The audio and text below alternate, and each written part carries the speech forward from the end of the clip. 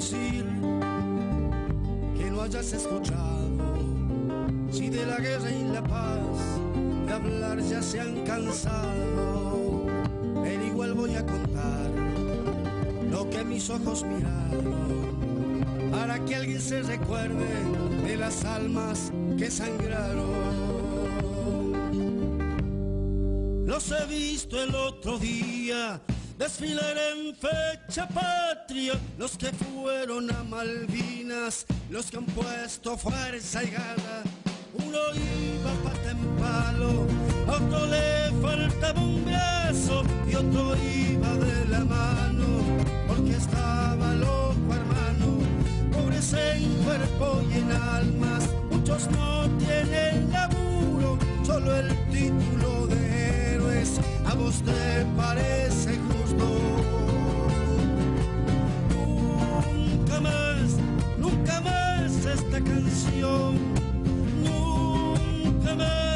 nunca más este dolor, nunca más esta canción.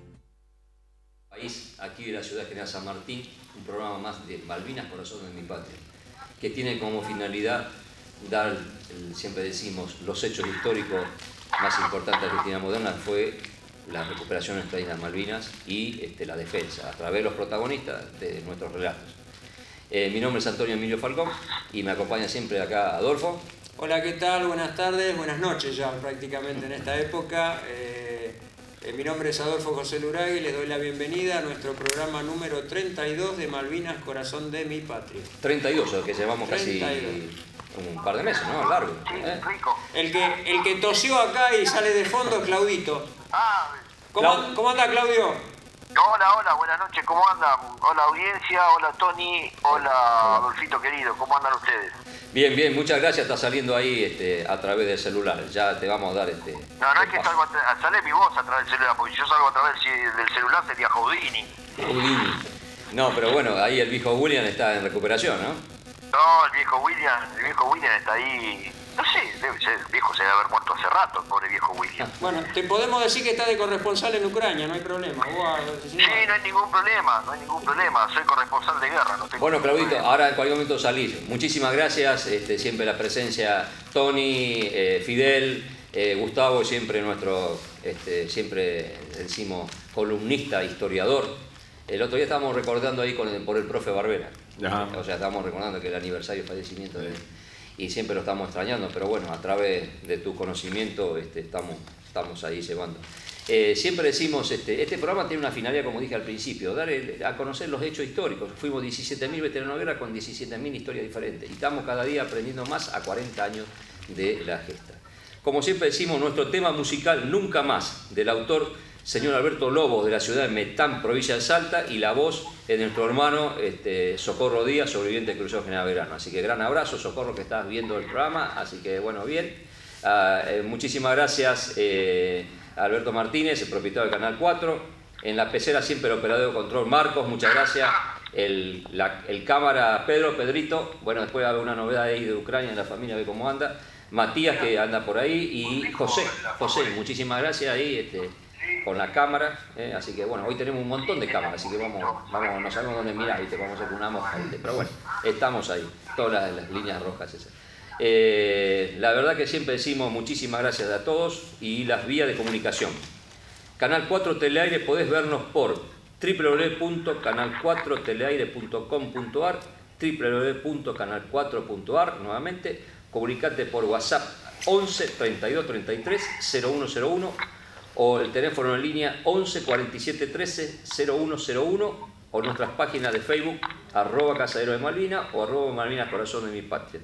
Hoy creo que tenemos una teleaudiencia bastante importante, porque ya están mandando mensajes. Hay un mensaje ya de Pablo Ferrara, así que Tony, ahí ya hay un mensaje y empezamos con los mensajes. Bueno, Adolfito, ¿cómo seguimos este tema? Bueno, ahora seguimos con Claudito para despedirnos de él, y dijo que se iba a contar un chiste. No sé, Claudio, ¿qué vas a hacer? No, si cuento este chiste, nos van a clausurar el programa, bueno. Tiene que ser después de las 10 de la noche. Bueno, no cuentes entonces. Vos tenés algo importante ahí. El del sapito y la princesa, no, nos vamos todos presos. No. Bueno, ¿tu tarea cuál era el día de hoy? ¿Tenés la parte necrológica? ¿Estás? No, Marcela no me la pasó, la estoy llamando mira. por teléfono, no me da y no me mandó ningún mensaje todavía, pero en cuanto lo tenga, yo te llamo, lo llamo a Adolfo o llamo al canal para que me llamen ustedes en una de las pausas de las tandas publicitarias y me comunico con ustedes y paso. Y si no, anda preparando un karaoke. Bueno, muchas gracias. No, sí, mira, hay muchos que se puede hacer un montón de cosas, Bueno, Claudio, no llamen a mi imaginación porque puedo llegar a hacer estragos. Claudio, ojalá no haya ni un fallecido hasta el momento. Por eso tal vez Marcela Morida y Daniel Aria no te han llamado. Bueno, espero que sea así, pero yo creo que hay 2 fallecidos. Uno del Regimiento 7, creo, y uno del Regimiento 3. Sí. Pero no me acuerdo los nombres. Bueno, ahí tranqui, esperamos. Un abrazo, ahí. Claudito. Abrazo, hasta luego. Chao, nos vemos. Bueno, vos tenés algo también, como siempre decimos, nuestras efemérides, ¿tenés preparado allí? Sí, siempre, como toda la semana. Tenemos para discutir también. Y tenemos para discutir. Y también tenemos el día, Gustavo, Tony, ¿cómo se llama? El tema de que me quedé pendiente, el día 9 de mayo, nosotros, mi unidad, el Batallón de Aviación de Combate 601, Aviación de Crédito, conmemoró el Día de los Caídos en Malvinas. El Alfa Eco 505, que fue derribado por la Coventry, donde mueren Buchazo, Di Mota, y siempre decimos nuestro amigo, que lo conocimos bastante, lo conocí, Fiorito. Ahí siempre son los 3 caídos nuestros, así que bueno, hicimos homenajes. Estuvimos en Campo de Mayo, muy emotivo, todos los veteranos de guerra, y luego fuimos a la ciudad de Gualeguaychú, donde hay en una plaza que se llama Raúl Di Mota, y estuvieron la familia, las hermanas, y bueno, fue emotivo, así que cabe recordarlo. Así que bueno, la aviación de Crédito tuvo sus 3 héroes que están allí volando el cielo eterno. Así que bueno, te interrumpí. No, por favor. Igual ya te iba a dar el... Está dentro de la efeméride. Claro. Las efemérides. Efemérides del 9 al 15 de mayo. El 9 de mayo acá, como decía recién Antonio, es el Día del Veterano de Guerra de la Aviación de Ejército. Ahí le iba a pedir que se explayara, pero se explayó antes. Es el Día Internacional de las Aves. Día Internacional de las Aves. Claro. Y sí, tiene algo que ver. En 1967, un 9 de mayo, el cirujano René Favaloro realiza la primera operación de bypass, una técnica que revolucionaría la cardiología mundial. Y si le pagamos con tan poco al pobre Favaloro, al pobre René. Médico del campo también. Médico gaucho que se le llamaba. Un 9 de mayo de 1982, fundido el pesquero argentino Narval, y también es el Día del Veterano de Guerra Civil. Civil, sí, señor. Exacto. Murió allí Rupp. No, nunca hay que olvidarse del contramaestre Rupp. Un 10 de mayo es el Día Mundial del Ahijado, y el Día del Nieto. Día del Ahijado del Nieto. Un 10 de mayo de 1895 se realiza el segundo censo nacional en todo el país, con una población de 4 millones de habitantes y 1 millón eran extranjeros. Nos parecíamos a Uruguay. El 10 de mayo de 1982, la fragata británica Alacrity hundió al buque Isla de los Estados y mueren 22 tripulantes. Entre ellos está Mesler, Oscar Mesler, aquí de General San Martín. Un veterano nuestro, un caído acá nuestro de San Martín. Un 11 de mayo de 1813 es el Día Nacional del Himno, fue aprobado como la única canción de las Provincias Unidas del Río de la Plata. En la actualidad, el artículo 222, que esto no lo conoce mucha gente, del Código Penal sanciona de 1 a 4 años por no cantar el himno o no ponerse de pie mientras se canta el himno. Como verás, en las plazas tendría que ir mucha gente presa cuando hay actos y esas cosas. Ni se detiene ni nada, al contrario. No, lo más triste es que tenemos concejales y tenemos diputados que no lo cantan. No, totalmente. Un 12 de mayo, Día Internacional de las Enfermeras. Muy bien. Un saludo a todos nuestros ángeles de la guarda. A Noé, felicitaciones. Para Noé, por supuesto. Un 12 de mayo de 1892 se funda en Buenos Aires el Patronato de la Infancia. En 1986 muere Alicia Moró de Justo, militante feminista y dirigente del Partido Socialista. Se graduó de médica en 1914.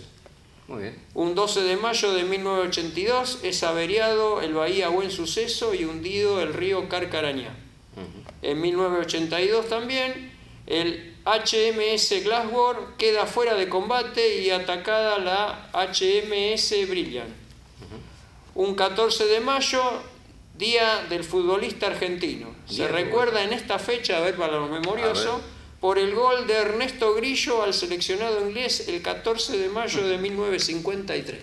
Bueno, bien.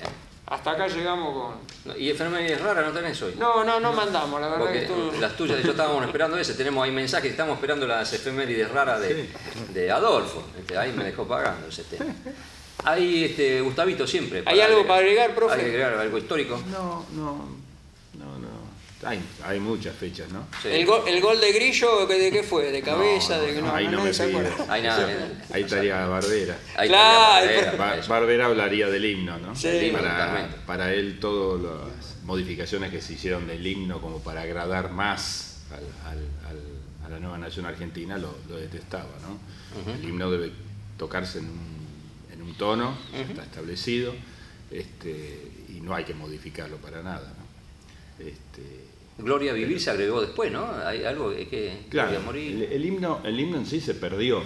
Se perdió. ¿Cierto? Se perdió y se tuvo que rescatar con el tiempo, buscando partes en las bandas militares, Sí. lo que habían preservado, habían guardado, recordaban músicos veteranos y se tuvo que volver a rearmar de nuevo.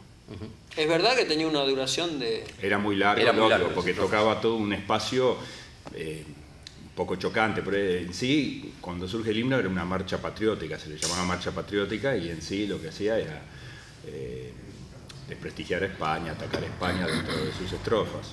Después, cuando se logran las relaciones de nuevo con la madre patria, quedaba chocante seguir con un himno que correspondía a otra época, ¿no es cierto? Es así que se sacan todas estas partes que correspondían a la época de la Guerra de Independencia y quedó una forma un poquito más corta, ¿no? Imagina que se tendrían que cantar hoy completo lo que podría ser. ¿Se acuerdan de Yulisa, la dominicana? Sí, señor, me acuerdo la luna allí de tu justo ella aparece en escena por el himno nacional. Por el himno nacional, sí, señor. En un acto vino desesperada porque era una falta de respeto total y le digo, bueno, vos me vas a ayudar a solucionarlo. Yo no estaba en el acto en ese momento, así que bueno, fui al salón de actos y bueno, le di el micrófono a ella, los encaró a todos y llorando, sintió un dolor, aunque no era su himno y no era su país, ¿no? Pero les mostró que ella, en su país, cuando se canta el himno, se hace la veña, se pone la mano en el corazón y se canta. Y es obligatorio y no es obligatorio, nace del corazón. Nace de cada uno. Es lo que ella le quiso transmitir a todos, ¿no? Sí, me acuerdo. Y a raíz de ahí quedó siempre ahí mi mano derecha, que nos acompañó en el acto de Malvinas, en la colocación de las placas, ¿se acuerdan? Es profesional ahora, ¿no? Y ella volvió, la familia volvió a República Dominicana, no se encontraban acá. Sus tradiciones eran como las nuestras de hace 40, 50 años atrás, los cambios que se estaban viviendo no los favoreció para nada, no se sentían cómodos, y una vez que allá se acomoda la situación económica, regresó la familia. Yulisa pasa por Brasil, estuvo un tiempo en Brasil estudiando, y después regresó de vuelta a su país. Muy inteligente. Y eran dos hermanas, una era más vaguita, pero servía para el servicio buenos diplomático. Valores de familia. Totalmente. Buenos valores de familia. Estamos relatando a todos los televidentes una alumna de otro país, de caso de República Dominicana, cómo valorizaba los propios, ¿no? El himno de ellos, y cuando en el colegio los compañeros nos cantaban nuestro himno argentino, ahí se puso mal, la conocemos. Muy ferviente. Yulisa Chalas. Muy bien. Yulisa Chalas. Es todo un tema, así que bueno, ojalá que ande bien, y yo creo que tenía una predisposición para ser profesional. La historia se repite después, hace poco tiempo, cuando viene la tanda de venezolanos, una mamá venezolana. Sí, señor. volvió de huella, ella también le di el micrófono para que hablara y diera testimonio, ¿no? De cómo si bien se critica de cómo se vive en Venezuela, el pensar y el espíritu del pueblo es otro, ¿no? Totalmente. Tiene también esas tradiciones, esos valores, ese valor de patria, ¿no? Y nosotros estamos con el tema el tema de fútbol, ¿no? El himno que se canta teóricamente, que no es nada, ¿no? Pero bueno. Ya estamos por entrar televidentes, como decía Pablito. Te tenemos que mandar un saludo a Pablo Ramos. Está también con un resfrío impresionante, tiene un mosquillo, no sé qué le pasó, así que hoy no va a poder venir. Así que ¿será Pablito, porque no trajo la gorra? No se puso el collar de chor. Se enfrió porque no trajo el gorro la semana pasada. Tiene una pata de conejo ahí colgada. Gran abrazo, Pablito. Bueno, televidentes, entramos una tanda y ya continuamos con nuestros invitados. Muchas gracias.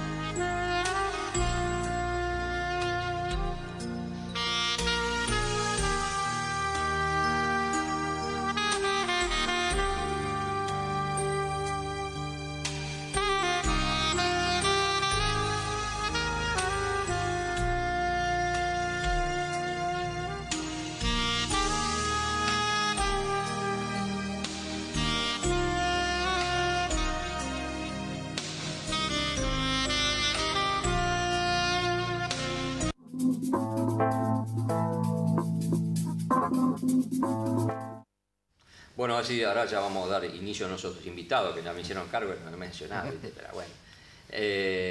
Antonio Ferrara, muchísimas gracias acá del Partido General San Martín, y también nuestro compañero, amigo, hermano, Fidel Tamaro, con las dos M, ¿no? Dos M, sí. Ahora te vamos a preguntar del origen, Del sur de Londres. Ahí está, muy bien, muy bien. Bueno, siempre decimos muchas gracias por estar. Gracias a vos, acá Antonio. el testimonio muy importante de ustedes, el Escuadrón Blindado 10. O sea, ¿cómo agarró el día 2 de abril? ¿Dónde estuvieron? Empezamos ya con el diálogo, ¿no? Y después, ¿dónde estuvieron ustedes? Bueno, fue en situación diferente porque yo había salido en la primera baja en el escuadrón. Clase 22. El 10 de noviembre había salido en primera baja. Él todavía se encontraba en el escuadrón. Y casualmente, ya que viene, cuento la anécdota. No, sí, pero tampoco está la tuya. Bueno, tiene cada uno una anécdota ahí ya. Para formar el grupo que se iba a llevar a Malvinas del escuadrón, se solicitaba, el jefe pidió 50 soldados más de los que estaban de baja. Era 50, ¿no? ¿Fidel? Sí. Bueno, entonces no se toquen, Fidel, que estaba siempre al lado de los jefes, sí, lo llama al jefe a Fidel y le dice: mirá, Fidel, tenés que convocar 50 soldados de los que están de baja, fíjate vos, qué sé yo, los que te parecen mejores para vos. Y claro, ¿qué hizo Fidel? Vamos a llamarlo a Tony, que ¿Vos es eras amigo. ¿Dragoneante era vos? No, yo era soldado de operación e inteligencia en Plana Mayor. Por eso. Y bueno, Fidel casualmente es el que convocó a los 50 faltantes, porque conformamos un grupo de 150 soldados más los oficiales y oficiales. El escuadrón, yo el 2 de abril estaba en instrucción con la clase 63 en Ezeiza. Cuando llega el 2 de abril ya nos volvimos al cuartel de la Tablada, donde estaba el escuadrón asentado. Ahí compartía el regimiento con el regimiento 3, era una subunidad independiente. Y a partir del 2 de abril nos preparamos para ir a Malvinas. El día 8 de abril llega la orden para ir a Malvinas, y a las 2 de la mañana del 9 de abril empezamos a convocar a los soldados. Espera, ahí entendemos. Vos eras clase 62 y tenías tus compañeros, ya se fueron de baja. Sí, ya se habían ido muchos de baja.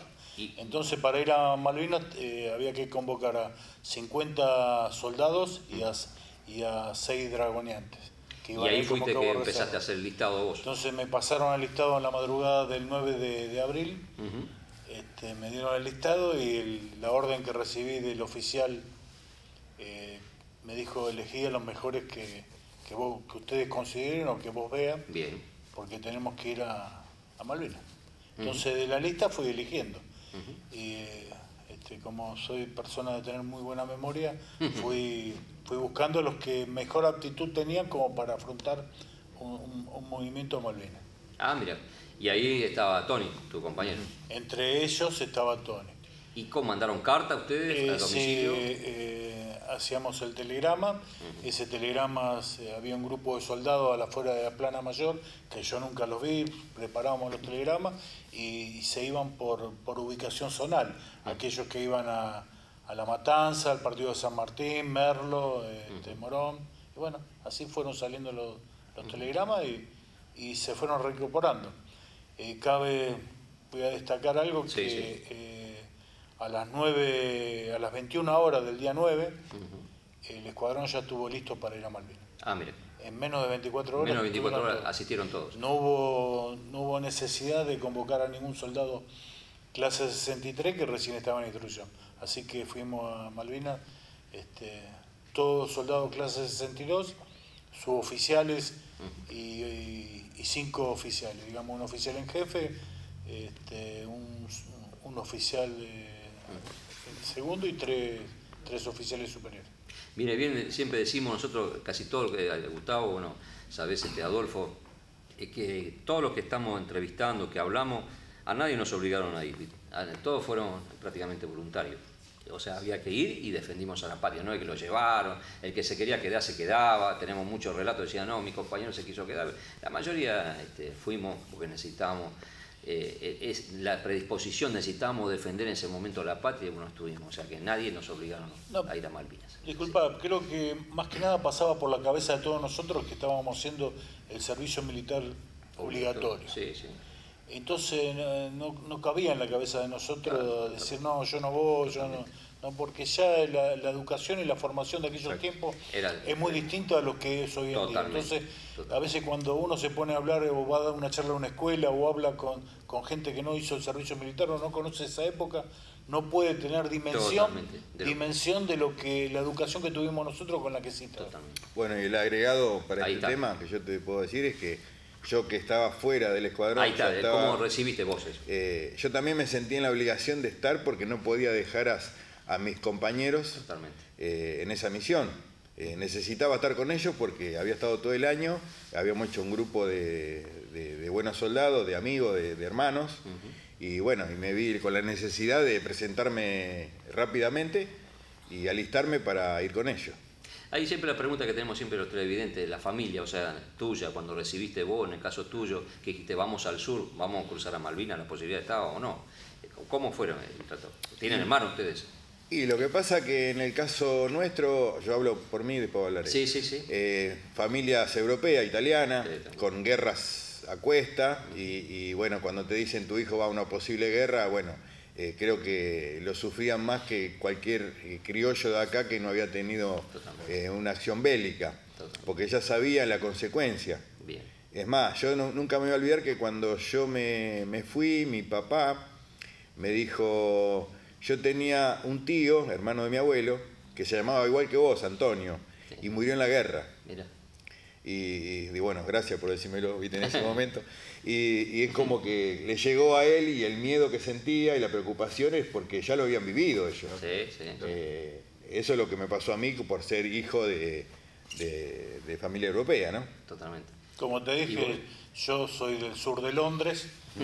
Mi papá había estado en la Segunda Guerra Mundial, había estado prisionero de los ingleses, de los británicos, él estuvo prisionero en Sudáfrica, Egipto, y después estuvo trabajando en una granja agrícola en Inglaterra. Entonces él sabía bien lo que era la guerra y me dijo algo que me dejó impactado. Trata de volver con vida y cuando vuelvas te van a dar vuelta a la cara. ¿Vos sabés que es así? Ya la sabía. Y mi viejo, que digamos era un semi-analfabeto, porque él aprendió a escribir, a leer en el campo de concentración.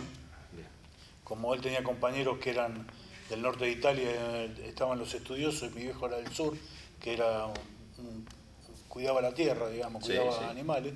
Él aprendió a leer y escribir en el campo de concentración y bueno, él me dicho eso y dicho y hecho. Tal cual, es lo que vivimos nosotros post Malvinas, ¿no? La desmalvinización, eso es total. Ellos tenían muchísima experiencia que nosotros. Ahí el 9, ya están armados todos, cada uno con una función, ya le dan el equipo, cómo embarcan. Tuvimos todo, la función no la teníamos todavía, éramos soldados, todos soldados, no sabíamos, digamos, toda la primera sección, segunda sección, el grupo comando, apoyo, servicio, estaban todos. Salimos de Tablada un 14 de abril. Salimos de Tablada un 14 de abril y de Tablada nos dirigimos hacia la base aérea de Palomar. Sí. Y de Palomar viajamos a Río Gallegos. En Río Gallegos pasamos un día en un regimiento allá. El 24, ¿no? El 24 Río Gallegos. Y en la madrugada del 16 de abril, en 2 tandas,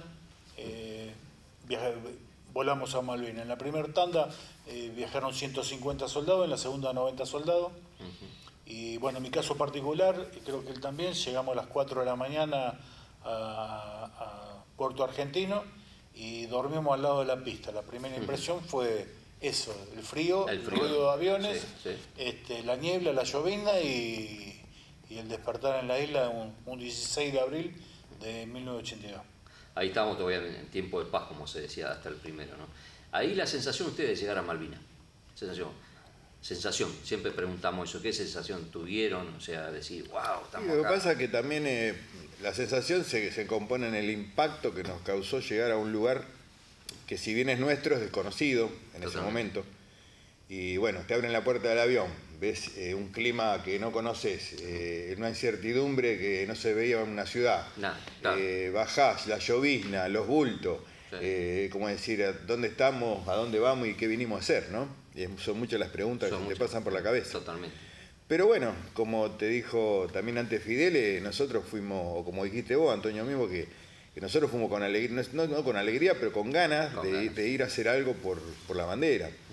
Digamos, que cosa que por ahí hoy la gente te lo escucha decir, o yo que trabajo en una escuela y se lo comento a los chicos, es como que no me entienden, ¿no? Como que dice, ¿cómo que fuiste a arriesgar tu vida por la patria? Pero bueno, por el pueblo. Así lo sentimos en ese momento. Totalmente. Allí, con todo el equipo de ustedes y el armamento individual y el tema, después vehículos, fueron con cocina campaña, siempre preguntamos o cómo fueron, con equipo los Panar, cómo fue posteriormente, cómo cruzaron. Los vehículos, si me ayuda Fidel, creo que fueron transportados todos en el buque Formosa. Así es. ¿No? Es así. Fueron por un barco. Por barco. ¿Cantidad? ¿5? ¿Cuántos fueron? No, Panar se llevaron 2 del escuadrón de caballería. Cuando llegamos a Malvinas, sí, habían llevado las cocinas de campaña, todo. El desplazamiento desde el aeropuerto hasta nuestro lugar, que eran aproximadamente 14 kilómetros, lo hicimos a pie, llevando el bolsón portaequipo sobre los hombros. Más incómodo, más incómodo que se rompía la manija, no hay que cargarlo. Una cosa, bueno. Es algo que... Y cuando llegamos a nuestro lugar, que era enfrente del viejo cuartel de los Royal Marines, ahí estuvimos en la depresión que forma más conocido Tumbledown con Zapperhill. Ahí estuvimos nosotros. Bueno, vamos a ir televidente a una tanda y continuamos nuevamente. Muchas gracias.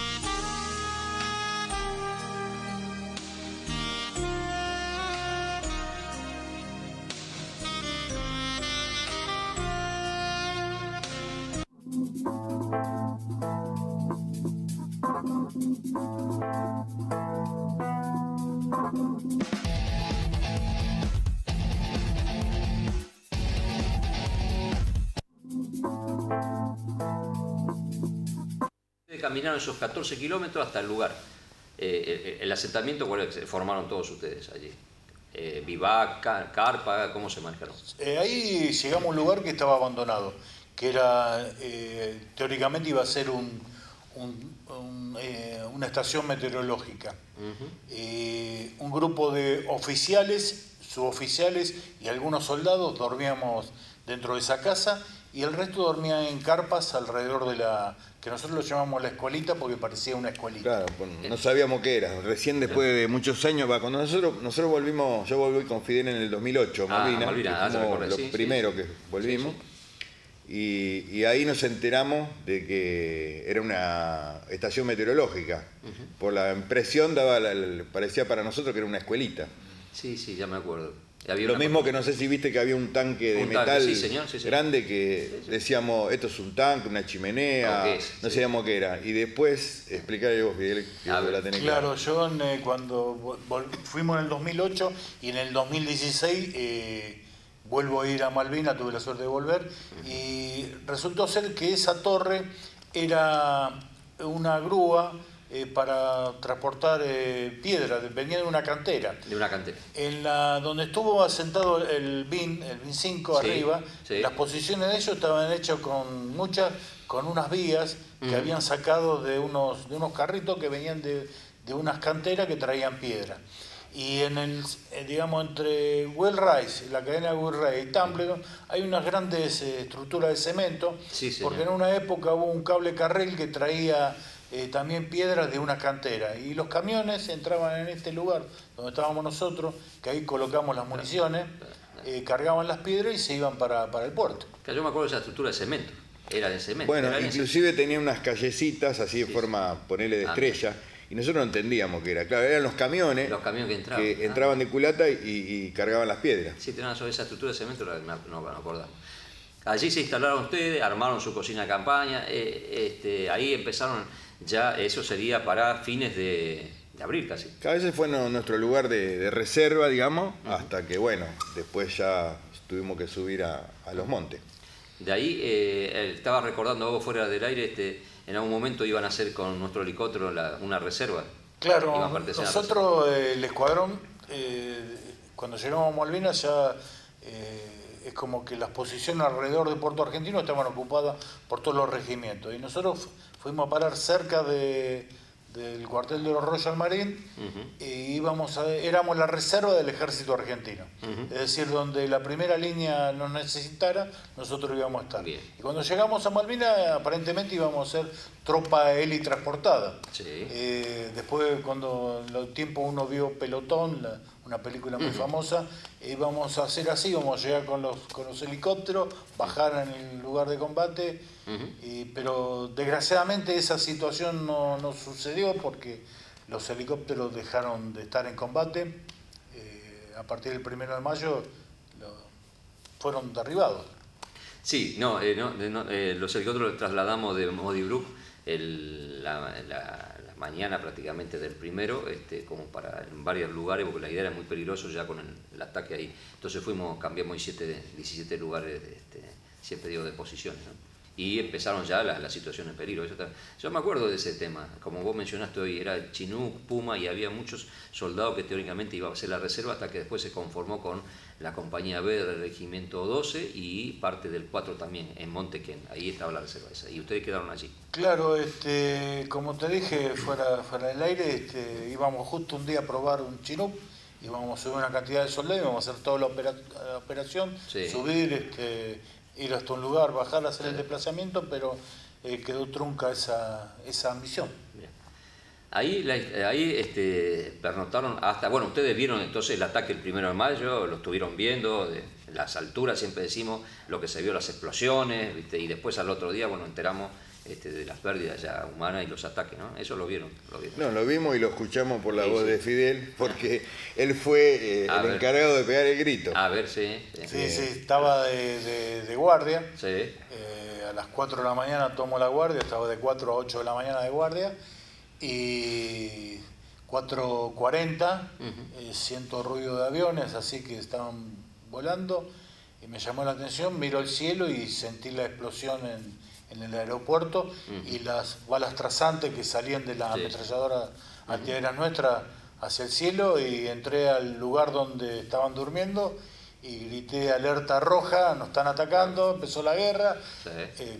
Yo tengo una voz fuerte y bueno, ahí empezamos todo, y de esa posición ya el jefe nuestro había visto la ladera del monte de Zapperhill, donde terminaba Zapperhill, y hasta ahí subimos, y desde el 1 de mayo hasta el 11 de junio estuvimos en la ladera del monte, durmiendo entre las posiciones, eran carpas o piedras o lugares para poder dormir, porque como estábamos en un monte con la base de roca sólida no podíamos hacer pozo. Y sí, se vio, fue algo dantesco, me acuerdo, eso, y los ruidos, impresionante la madrugada. Y después, a pocas horas, se sintió otro que es al oeste, que era el ataque en Darwin también, así que también, eso siempre lo recordamos. Y allí, bueno, las funciones, ya estaba el enemigo, ya no era, como decíamos, una película de guerra, sino ya lo vimos. El 2 de mayo, ¿se enteraron ustedes del hundimiento del crucero General Belgrano posteriormente a través de la radio, postiro? Yo prácticamente no, ese mismo día no me enteré. No sé vos, Fidel, pero no me acuerdo, no había información. No había información. Nos enteramos a la noche por Radio Carven de Uruguay, que todos escuchábamos la radio, y bueno, ahí nos enteramos. Después había, no sé si recordás, Antonio, había un diario que se imprimía en la isla, donde llegaban noticias. Sí, señor. que muchas noticias eran, después con el tiempo no eran verdaderas. Entonces, lamentablemente, yo esos diarios los estuve guardando ya en Malvinas, pero como nos tocó combatir los últimos días, me quedó todo en la carpa. Sí, ese es un periodo que se distribuyó ahí, que hicieron la parte sacerdotal y lo que es el centro de operación logístico. Ahí siempre decimos, bueno, ahí ustedes ya pernotados, ya se quedaron en las alturas, las posiciones. Vuelvo a decir, los PANAR de ustedes, ¿dónde estaban los móviles? ¿Dónde se habían quedado? ¿En Modibrook? Porque el terreno hacía que llegaran a un nivel y quedaban ahí. Bueno, con nosotros, cuando llegamos a Malvinas, como te dije antes, habían llevado 2 PANAR nada más. Sí. Pero estando en Malvinas, se agregó con nosotros una sección PANAR del 181. Del escuadrón 181 de Esquel. De Esquel, sí. Que estuvo bajo las órdenes del jefe nuestro, el mayor Carulo. Falleció hace muy poquito. Hace muy poco tiempo, falleció. Era el jefe del escuadrón PANAR. Sí, lo conocimos, muy buena persona. Pelado era, pelado. Sí, muy buena persona. Tenía 2 hermanos, eran hermanos. Y él había tenido un acontecimiento en la época en la toma de un cuartel por la guerrilla, que había sobrevivido de casualidad. Sí, todo un personaje, muy buenas personas. Bueno, allí ya se estaba acrecentando. Los PANAR estaban con nosotros, disculpa, los PANAR estaban, digamos, en la ladera del monte, ubicados, y casi todas las noches los movían a los PANAR porque todas las noches, desde el 1 de mayo, o cuando aparecieron las fragatas, el bombardeo era a nuestras posiciones por los PANAR, nos querían destruir nuestros blindados. Para los que escuchan, el PANAR es un vehículo francés. Ahí está. Sí. Son 3 personas, digamos un conductor, un jefe de tanque y un apuntador. Lleva un cañón de 90 milímetros. 90 milímetros. 90 milímetros y una ametralladora 7.62. Es un motor chiquito, pero con ruedas de goma, digamos. No es un vehículo blindado oruga. Y estaban dispuestos los cañones, lógicamente, como para la parte costera, ¿no? Sí. Como apuntando a la bahía. Sí, pero los PANAR estaban como, digamos, reserva. Como reserva. Que llegado el momento nos separaron. Los PANAR estaban en un lugar y nosotros estuvimos en otro lado. Bueno, ahí estamos llegando ya prácticamente a mitad de mayo. Ya a mitad de mayo ya se sabía que el enemigo estaba llegando, estaba entrando. Ahí las condiciones, ustedes siempre decimos, también tocamos, porque los televidentes quieren saber el tema de los místicos, los religiosos. Ustedes tuvieron misas, eso también es una de las preguntas que hacemos a veces. Ahí creo que sacerdotes recorrían, les dieron a usted el rosario, nos pareció por ahí. En otra posición yo no recuerdo haber tenido alguna ceremonia así religiosa. Creo que nos juntamos una vez para un feriado, no sé si fue el 25 de mayo. El 25 de mayo desfilamos. Sí, claro, hicimos como un acto que era una locura porque digo, nos juntan a todos, somos blanco fácil. Pero bueno, eso es lo único que recuerdo fuera de lo cotidiano, ¿no? Habernos juntado el 25 de mayo. Pero después no, religiosa ni misa, eso no recuerdo, al menos nuestra posición, ¿no? Y disculpa, sí, adelante. Y como vos decís, los rosarios, sí, nosotros recibimos un rosario, la mamá de un veterano compañero nuestro, Carlos Hetz, que es de Luján. Carlos Hetz, sí. La mamá nos mandó los rosarios para todos nosotros, bendecidos por la iglesia de Luján. Pero misa no, ni siquiera nos vino a visitar algún periodista famoso que sacaba fotos, ninguno, nunca tuvimos esa suerte. Y justo de lo que comenta él del Rosario, me acordé del que recién lo nombramos, pobre nuestro jefe Carulo, que en un encuentro que tuvimos nos hizo lagrimear porque el tipo habló de ese Rosario y que desde el 82 hasta el día de hoy lo seguía teniendo en su bolsillo. Muy bien. Y metió la mano en su bolsillo y lo sacó y lo mostró. Un recuerdo total. Fue en Campo de Mayo. Es muy importante eso. Y ahí venimos a la otra pregunta, el racionamiento, que siempre eterno. El racionamiento con la cocina de campaña, allí de ustedes, ubicada. Y la cocina estaba pegado a la escuelita que decíamos nosotros, que era que después nos dimos cuenta que era un centro meteorológico. Desde ahí se distribuía, digamos, cuando todavía estaba en calma, en paz, con unos cilindros, sí. Había soldados que iban llevando a las diferentes posiciones. Y después ya, bueno, cuando llegó el momento de que dejamos de ser reserva y nos fuimos para el monte, bueno, ya olvídate de la comida. Bueno, ahí televidentes, entramos nuevamente en una tanda y continuamos, por favor. Yo te pregunto...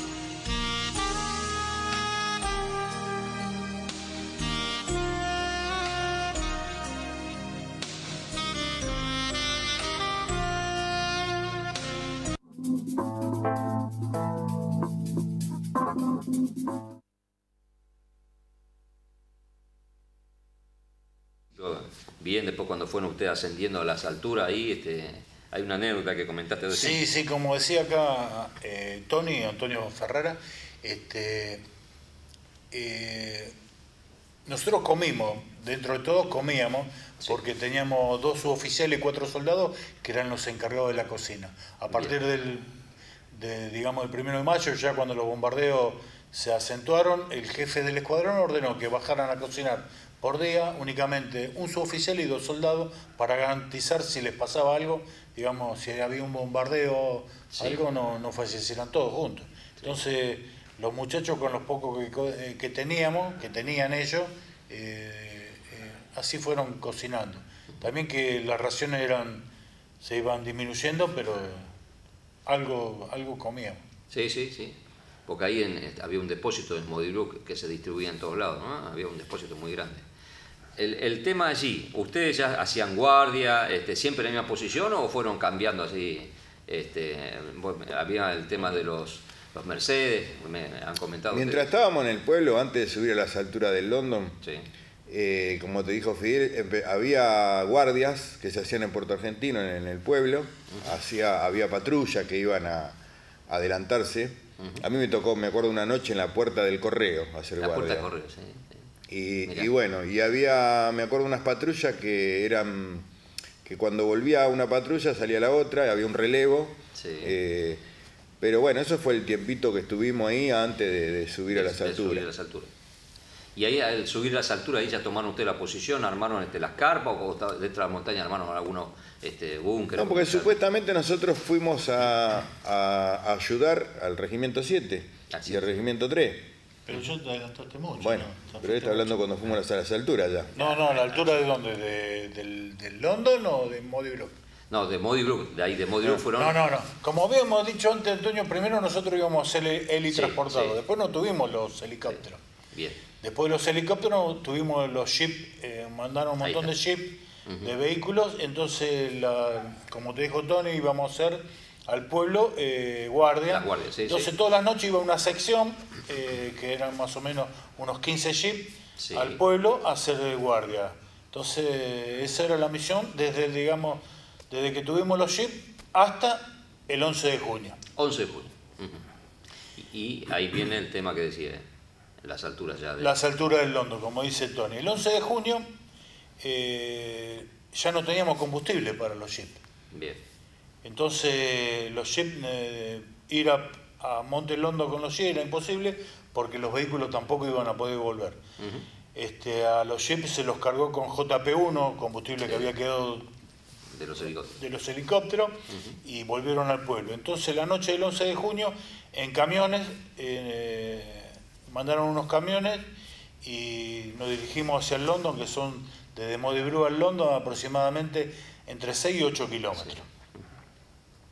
1 kilómetro y pico antes el camión que iba adelante se encajó en un pozo, así que bajamos de los camiones y el escuadrón de caballería blindada asciende al London a pie.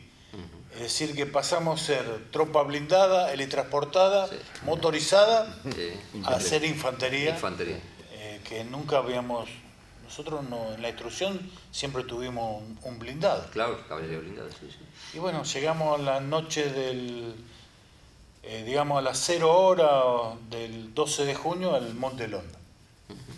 Ya el Monte London era un infierno. Era como entrar en una película.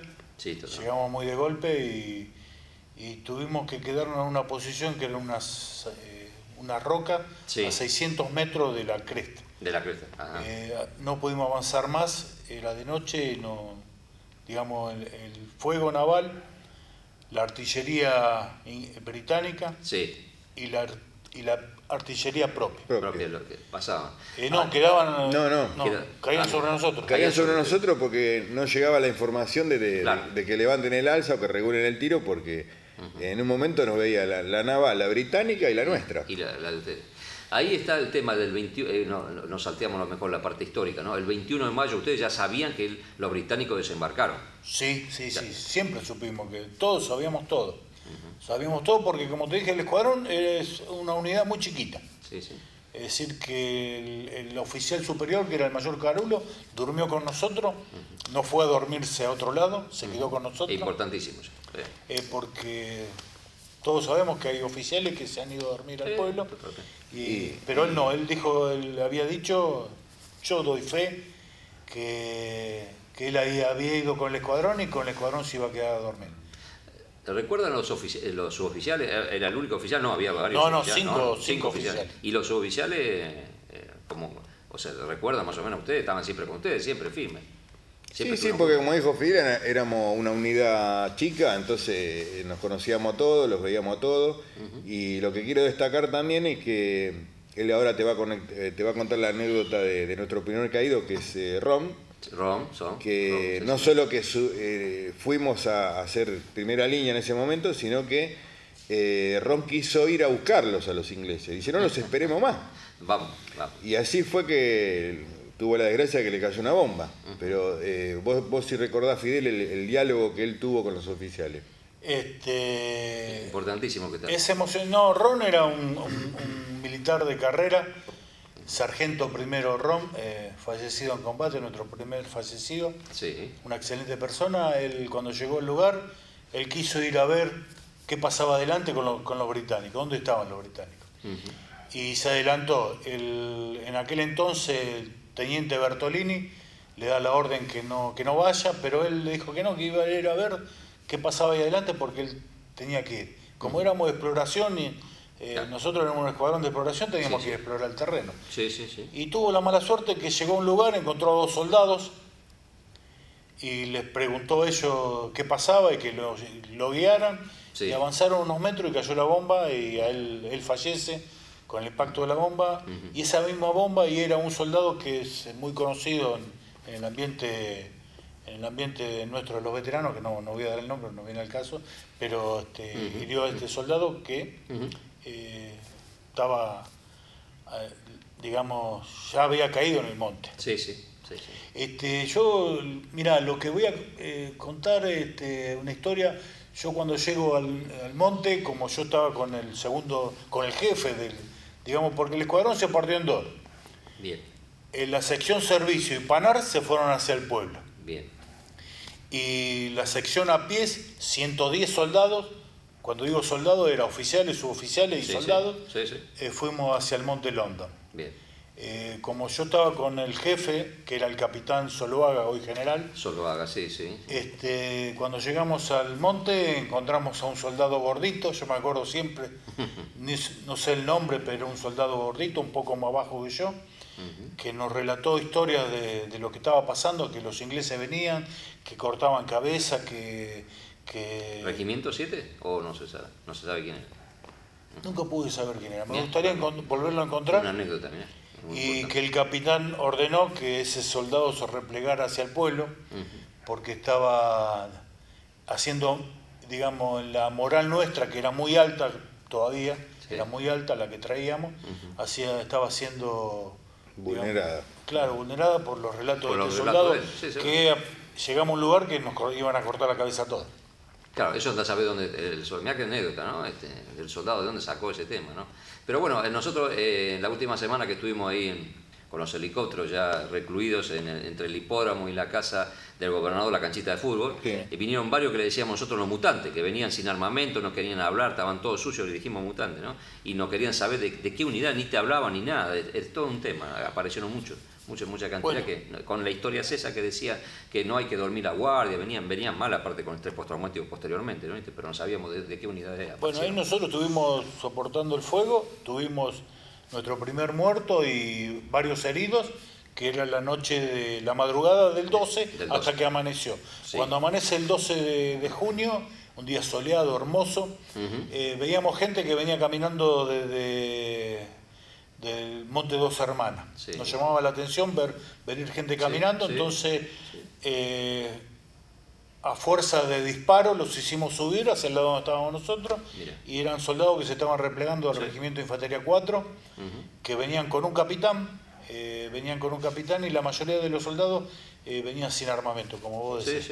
La gran mayoría de los soldados. Eso lo vimos. Y varios eran después nos enteramos que era de 7, porque con uno habíamos hablado y decía que estabas en la altura.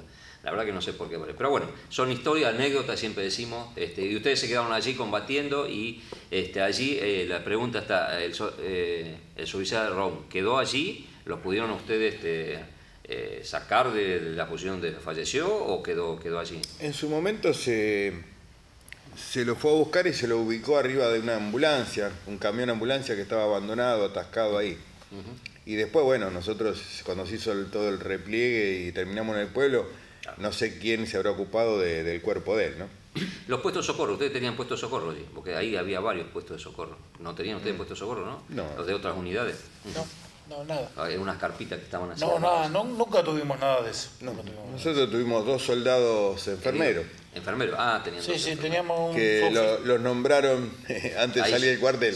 Le pusieron el brazalete y le dijeron vos sos enfermero. Sí, uno de ellos era maestro mayor de obra. Maestro mayor, pero no sabía. Sí.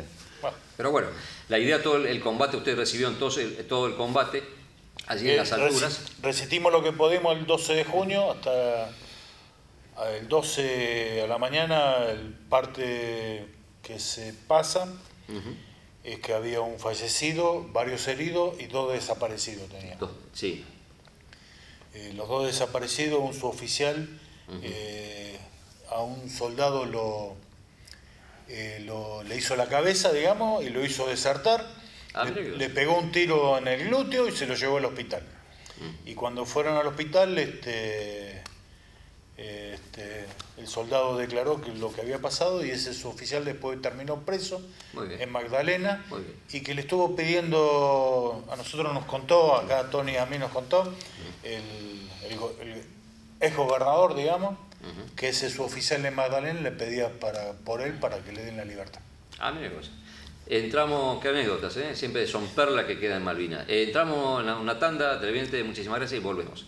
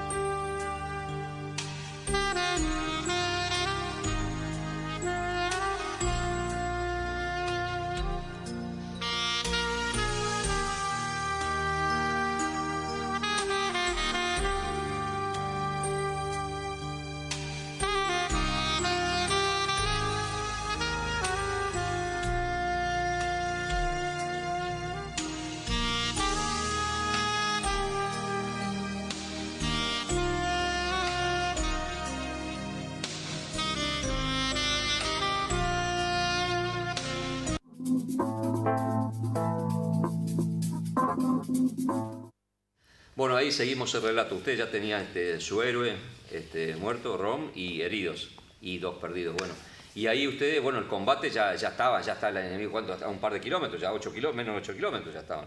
¿De quién? Ahí.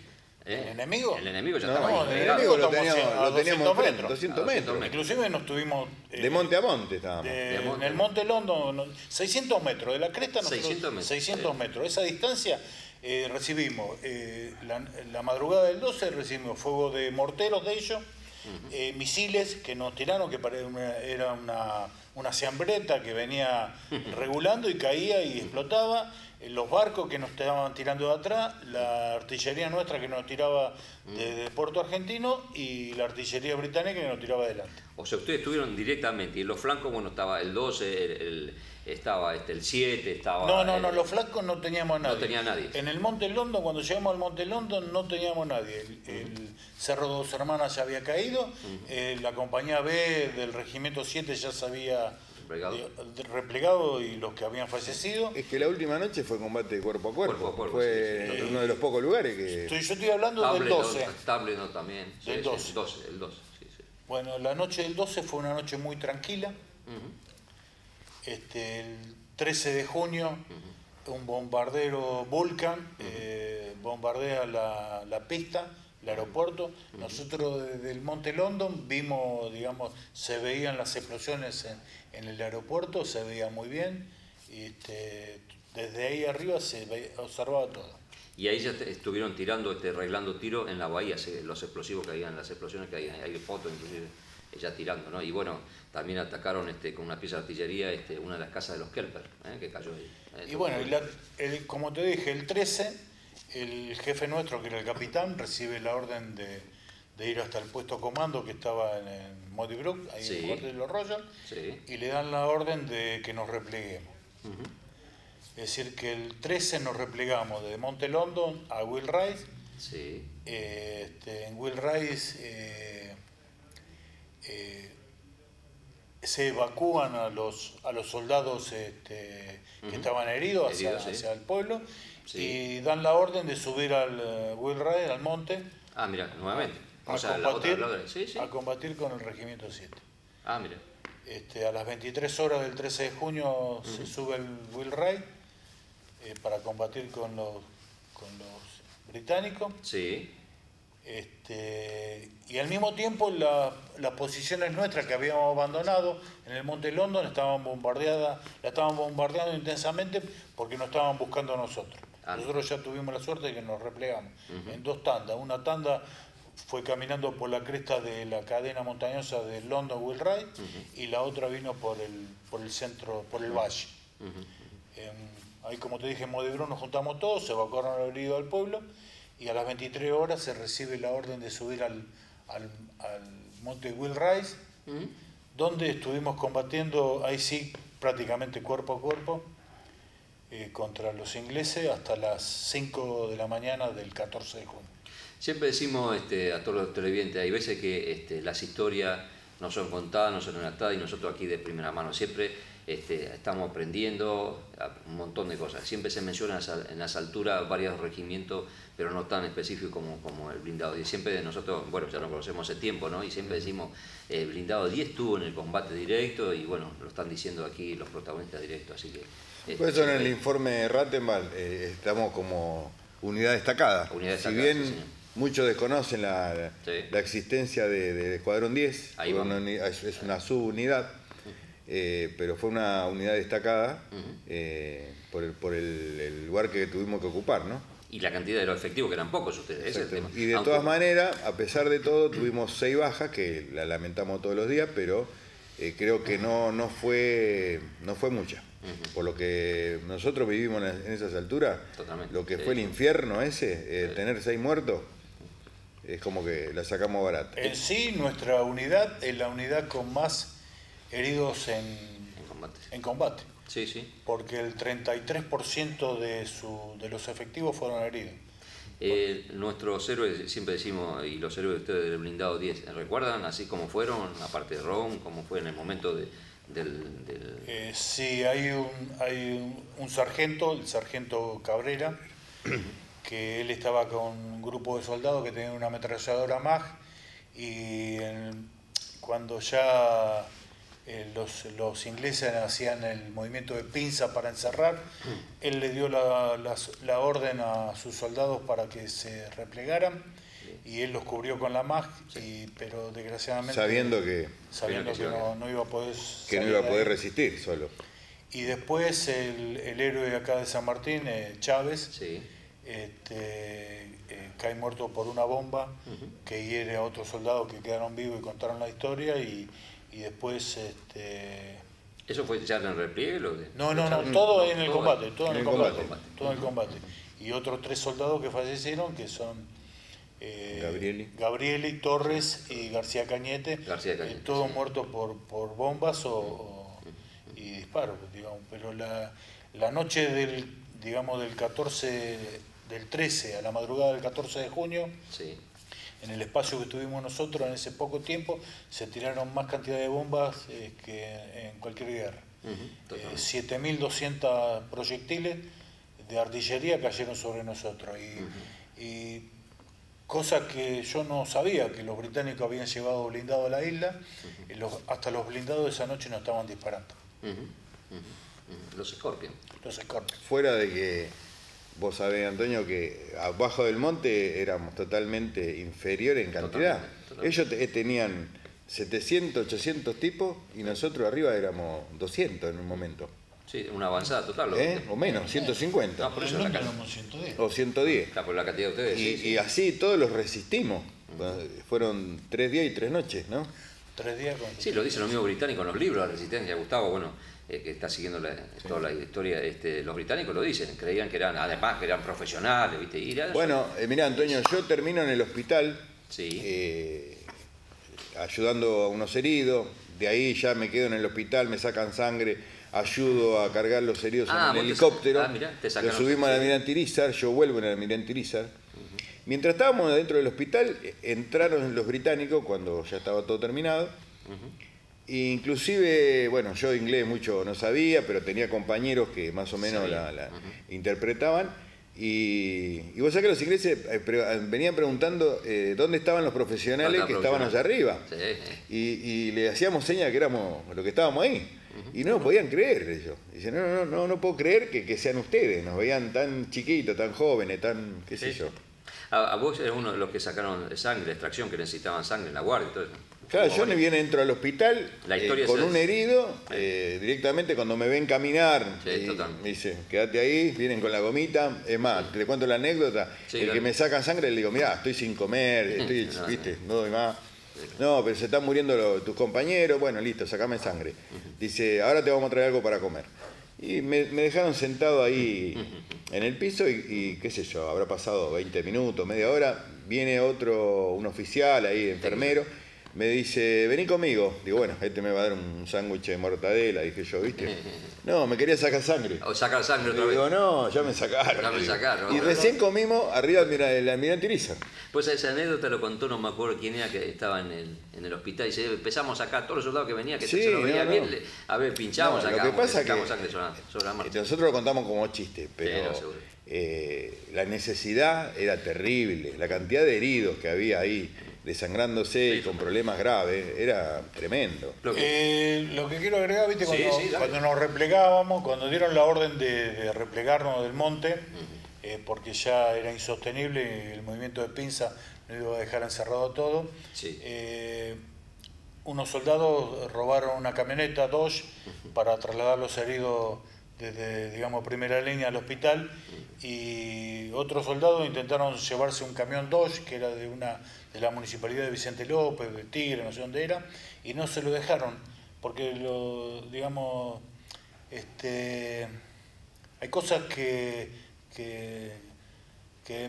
digamos, cuidaron el camión hasta el último momento como si lo tenían que usar ellos para llevar cosas, y nosotros lo queríamos para llevar los heridos al pueblo.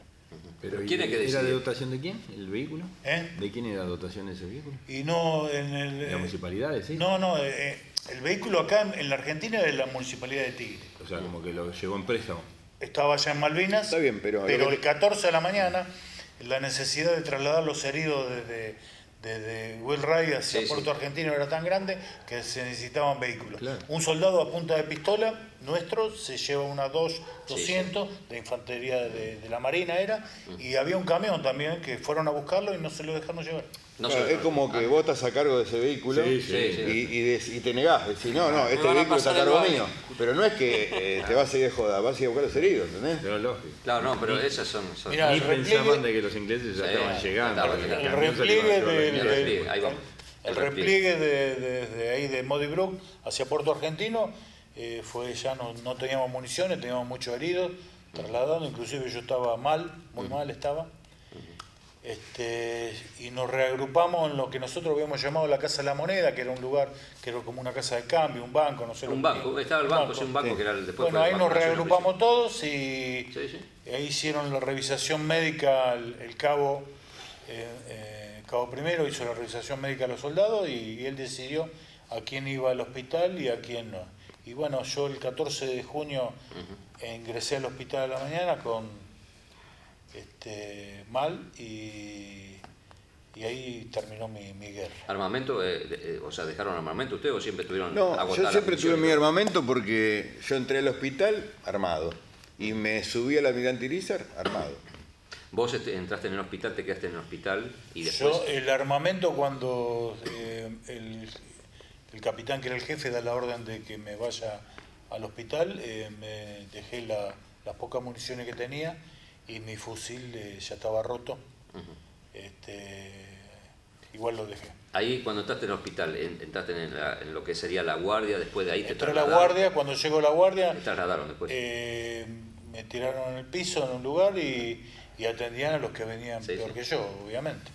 ¿Y después te evacuaron a vos? Sí, yo estaba cerca de la entrada del hospital y se presentó un oficial inglés con armamento, habló con el oficial médico ahí del hospital y le dijo que necesitaban el hospital para ingresar, yo lo escuché, para ingresar a sus heridos, así que nosotros nos podíamos evacuar, no iban a evacuar. Entonces bajó un helicóptero, nos cargaron el helicóptero y bajamos en el Almirante Iriza. Vos lo mismo también, o sea que un helicóptero nuestro, el UH-1H, te trasladaron, seguro. Había un helicóptero blanco, me acuerdo. Sí, el UH-1H. Sí. Ese, y uno verde, que viste, yo puedo conocer de los modelos de los helicópteros, pero yo me recuerdo que había esos dos helicópteros que uno iba y el otro volvía, ¿viste? Claro, sí.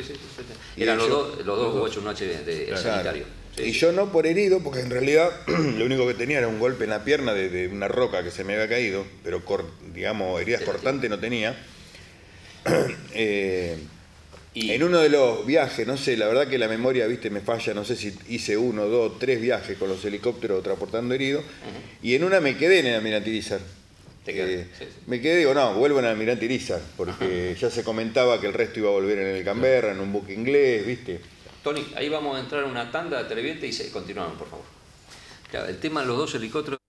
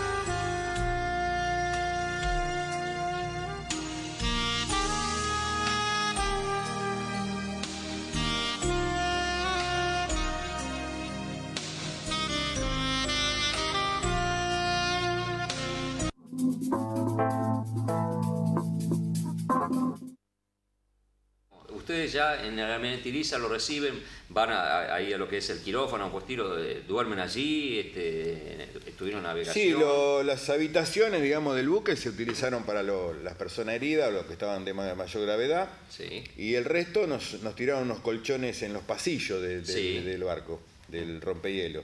Sí, sí. Que yo me acuerdo que como yo podía trasladarme, en un momento he salido a la cubierta, que ahí me dio cuenta de lo que era el movimiento de un rompehielo, porque el movimiento que tiene el barco, que no lo notaba adentro, y me impresionó. Ahí vos también, lo mismo, Tamaro. Lo mismo. Llegué, me revisó un médico y me dio la posibilidad de poderme bañar. Me saqué la ropa que tenía hace tiempo, me dieron... ¿Un buzo verde? No, ¿Azul o no? Un calzoncillo largo blanco, unas medias y una camiseta blanca, sí. Y así andaba en medias por el barco. Y bueno. ¿Llegan a dónde? ¿A Puerto? Estuvimos 2 días. Comodoro Rivadavia. 2 días de navegación. 2 días estuvimos en Puerto Argentino. Anclado. Hasta que el general Menéndez firmó el cese al fuego. Bien. De ahí navegamos un día hasta Comodoro Rivadavia. Y allí. Y ahí al Hospital Regional de Comodoro. Y después tus compañeros, después ya no tomaron más contacto con los compañeros, se volvieron a juntar, los que estaban heridos. ¿Cómo llegan nuevamente aquí al Palomar? ¿O cómo llegaron? No, y conjuntamente cuando volamos, la gran parte fuimos juntos, llegamos hasta el hospital de Campo Mayo. Hospital directamente de Campo Mayo. Sí. Y de allí estuvieron un par de días, ya... Sí. Yo, en mi caso, no sé cuántos días se quedó el resto, pero yo me acuerdo que, no sé, el segundo día, por ahí me escapé de Campo Mayo, de una. A tu casa. No, yo no me acuerdo, Antonio. Siempre quise acordarme cuántos días estuve en Comodoro, cuántos días estuve en Palomar, después en Campo Mayo en el hospital militar, y después de Campo Mayo en la escuela de ingenieros. En Comodoro estuvimos 3 o 4 días, que cayó justo el Día del Padre. El 20, entonces domingo 20. Domingo 20 nosotros estuvimos ahí porque, para la gente que no sabe, la gente del pueblo de Comodoro se podía hacer cargo de un soldado, hacerse como tutor, y a los que podían caminar se los llevaba a la casa y los volvía a traer a la noche porque tenían que dormir en el hospital. Entonces la cola era impresionante de la gente que se quería llevar a un soldado. A mí en mi caso me tocó una familia que me vino a buscar. Y me acuerdo que el Día del Padre lo pasé con esa familia. Con toda la bronca de querer estar con mi papá, pero bueno, el tipo me hizo sentir, me dice, hacé de cuenta que hoy yo soy tu papá, sentate acá al lado mío, y tenía toda la familia, viste, en la mesa larga, una cosa que te quedan en lindos recuerdos. ¿Lindo esa familia? No, lamentablemente, viste, cuando uno viene y medio que perdió la cabeza, no había celulares, no había tantos números, no había nada para anotar, viste, y en un momento yo tenía un teléfono que me había dado este señor cuando volví, pero lo perdí, se me fue de la cabeza. En ese momento por ahí no me acordé de llamar y hoy lo lamento. Lamento porque, es más, yo siempre digo, si voy un día a Comodoro, hasta sé ir hasta la casa. Pero el tipo era un hombre mayor, pasaron 40 años. Claro. Bueno, después de todo ese tema, ¿ustedes se reincorporan a la unidad? ¿Cómo le dan de baja después? La historia breve de ustedes después, de Malvinas. Yo, ahora lo dejo hablar a él, yo no volví al cuartel. Ni a buscar el documento, ni la ropa, ni nada. Y en el caso de él, la verdad que no me acuerdo que... Yo volví al cuartel para que me firmaran la libreta y nada más. Yo de Campo de Mayo... Sí, ahí voy. En Campo de Mayo, en la escuela de ingenieros, 8 de la noche, me dicen, te podía ir a tu casa. Me hicieron firmar un papel que era algo que no podemos... Para que no podíamos hablar con la prensa. El famoso papel. El famoso papel ese que decía. Y bueno, salí de ahí, tomé el 244, que era el colectivo que pasaba por el hospital de Campo de Mayo, hasta Morón. En Morón me tomé el 97 hasta la rotonda de Tablada, vestido de combate, obviamente. Bajé en la rotonda de Tablada y me fui caminando hasta mi casa. Yo vivo en la localidad de La Tablada. Así vestido de combate, saludaba a los que me conocían del barrio ahí, todo azorado verme caminando. Así, digamos...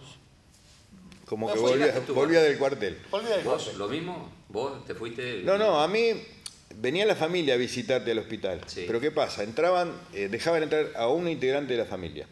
Entonces imagínate, cuando entra mi mamá y le digo, y papá, mi hermano, y no dejan entrar. Entonces al segundo día fuimos un grupo de soldados, me acuerdo de la guardia, que estaban los soldaditos 63, y tuvimos un altercado ahí, como que le sacamos el armamento, abrimos el portón y entró todo el malón. ¿Viste? Cuando entró todo el malón, le digo a mi papá, ¿dónde tenés el auto? Allá, vamos, le digo. ¿Viste? Y bueno, ni siquiera volví al cuartel, que tenía mi ropa civil, tenía mi documento. ¿Y la baja la tuvieron ustedes al mes, en julio, por ahí? Nunca tuve la baja. Y yo ya tenía la baja. Yo había salido de baja ya. Yo había ido de baja. Yo ya había salido el 10 de noviembre. Claro. Nunca tuve la baja. Ahora, ¿cómo viajaron? ¿No tendrían dinero seguramente en ese momento? No, el coche está diciendo... No, a mí me llevaron. No, yo me subí al colectivo, le dije al colectivo. Te llevaban, ¿cómo? No, ya sé. Pero a ver. Yo le dije al colectivero, mira, soy veterano de Malvinas, no tengo una moneda, me mandaron para mi casa. Porque esa es otra historia. No, Nosotros pero quizás vos estás preguntando cómo... No, era cómo habían llegado, porque Regimiento 12, eso. hubo un muchacho que estuvo con nosotros en la radio y contaba que ¿dónde fue? Al norte, Sí, llegó a Corriente y llegó a dedo a Corriente porque no le dieron ni pasaje ni nada, un desastre. No, yo llegué a dedo, digamos, porque le dije al colectivero, me llevas, soy veterano de Malvinas, recién me largaron y bueno, va veterano de Malvinas. Sí. No. Soldado. En ese momento eran soldados. Ahí tenés mensaje. A ver, dale, vamos con los mensajes porque me están retando por todos lados acá. Ya estamos. Gracias, papá, por estar siempre a nuestro lado, compartir tu experiencia de vida, Nahuel, Claudia y Ailén. Muy bien. Tu familia. Dos grandes personas, compañero BGM del glorioso Escuadrón 10, Guillermo Neto. Muy bien. Soy Fernando, el hijo de Tony Ferrara, estoy muy orgulloso de él. Y Fidel, dale un saludo a todos los muchachos, un beso de la nieta, Antonia. Muy bien. Beso para Antonia. Viste, perdura el nombre, como yo también, Emilia, ¿no? ¿Viste? Muy bien. Y coincide en la fecha de nacimiento. Y sí, coincide en la misma fecha. Mirá lo que es. Le quería preguntar de Chávez, ¿muere en el monte? Chávez muere en el monte. Entonces no es lo que vos me decías. No, vos sabés que no. Que estaba, y la foto que estaba... No son de entonces no son de él. No son de la porque hay una unidad de foto que dicen que es de esos Chávez, chicos. que está en el camino a Puerto Argentino. Tapado con una chapa. Hay dos. Hay dos Tapado con una chapa. conscriptos. Que cayó una bomba, dice ahí. ¿En dónde decís que muere? Para nosotros, arriba del monte. ¿Tumbledon o no? No. Tumbledon nosotros Warrior Ray. Sí. Lo que pasa es que confunden los montes, ¿no? Hay una confusión de montes, hay que viajar a Malvinas, hay que mirar los montes, viajar a Malvinas, mirar los montes y ahí saber cuál es cuál. Es que nosotros mismos que estuvimos, perdona Fidel, que estuvimos combatiendo, cuando nosotros volvimos a las islas por primera vez en el 2008 con Fidel, ahí recién nos dimos cuenta de dónde estuvimos, qué monte era, ¿entendés? Pero es lógico, cuando vos llegás ahí no te daban un plano de, a ver, a mí me toca allá. Escuchame, yo te la hago corta. Yo subí al monte y lo primero que hice, mirá qué había del otro lado de la piedra, porque nunca me pude asomar por el bombardeo. Y después decir cómo llegamos acá, cómo combatimos con toda la historia. Ese es el relato de muchos que fue veterano guerra, que fueron a morir y dicen, ¿cómo llegué acá? Por eso a veces están las discrepancias de los lugares, porque si nadie sabía dónde estaba. Después las fotos, vestidos, estamos todos iguales. Somos todos iguales. Claro. Todos iguales. Yo me veo en muchas fotos y no soy. No, sí, está claro. Este soy yo. No. Y las caras eran todas parecidas. Claro. Bueno, cara sucia. Estamos ya, ya casi por terminar el programa. Siempre decimos, esto nos queda acá, si lo vamos a invitar, porque después viene el post, la familia, todo eso que en otro momento siempre a nuestros invitados les decimos a ver cómo volvieron, la familia es parte, ¿viste? Eso es muy importante, cómo te recibimos, que teóricamente todos teníamos mamá y papá, hermano, hermana, algunos, los más grandes del personal igual tenían ya sus esposas, hermanos, ¿viste? Entonces, eso es lo que quiere escuchar el televidente, como dijimos varias veces. ¿No? Los dos eran solteros cuando fueron a Malvinas. Sí. Éramos felices. Éramos pareja. ¿Cómo es? Escuchadme, ¿está escuchando tu señora ahí? Uy, sí, perdón. Corre por cuenta de él. Abrió, mirá que gamba. Ante las dudas. Bueno, le hacemos un presente como hacemos con todo. Muchas gracias.